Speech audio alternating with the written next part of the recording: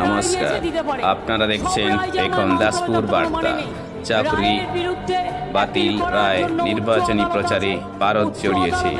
নির্বাচনী প্রচারে একসময় বিরোধীরা বলতেন বর্তমান রাজ্য সরকার কোনো চাকরি দেয়নি, অথচ ইতিপূর্বেই দুর্নীতির অভিযোগে এক বিচারকের রায়ে কয়েক হাজার চাকরি নিয়োগ বাতিল ঘোষিত হয়েছিল।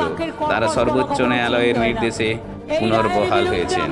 আবার সম্প্রতি লোকসভা নির্বাচনকালীন প্রায় 26,000 চাকরি নিয়োগ বাতিল ঘোষণা ও আরোপিত শর্তে চাঞ্চল্য ছড়িয়েছে। এর জেরে লোকসভা নির্বাচনী প্রচারের পারদ সপ্তমে চড়েছে। এটি নির্বাচনী প্রচারে ঘৃতাহুতি কিনা, এই প্রশ্নের উত্তর সন্ধানে চোখ কান খোলা রাখুন এখন দাসপুর বার্তার পর্দায়। Like and follow with subscribe এখন দাসপুর বার্তা। এই দাসপুর বার্তায় যুক্ত হন। যে বললো না বোমা ফাটাবো, বোমা কি না 26,000 লোকের চাকরি খেয়ে নিচ্ছে, এটা নাকি বোমা। বুঝুন, মানুষের জীবনকে মৃত্যুর দিকে ঠেলে দেওয়ার নাম হচ্ছে বোমা।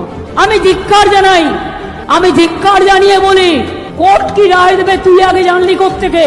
কোর্ট কি রায় দেবে সোমবার, তুই শনিবার দিন জানলি কোত্থেকে? যদি রায়টা নিজেরা লিখে না দিস, যদি রায়টা নিজেরা তৈরি করে না দিস, তোরা জানলি কোত্থেকে? কালকে সিবিআই কার বাড়িতে যাবে আগের দিন বলে দিচ্ছিস, পরশু এনআইএ কার বাড়িতে যাবে আগের দিন বলে দিচ্ছিস। আমি বলি ওহে গদ্দার, তোমরা এবার ক্ষমতায় আসবে না। 26,000 টিচারদের চাকরি চলে যাবে। আমিও বলে রাখি, আমরাও লড়ে যাব, লড়াই করব। যাদের কথা বলা হয়েছে চাকরি বাতিল করা হলো, চিন্তা করবেন না, হতাশ হবেন না, কেউ জীবনের ঝুঁকি নেবেন না। আমরা সবাই আপনাদের পাশে আছি এবং যতদূর লড়াই করার আমরা লড়াই করব।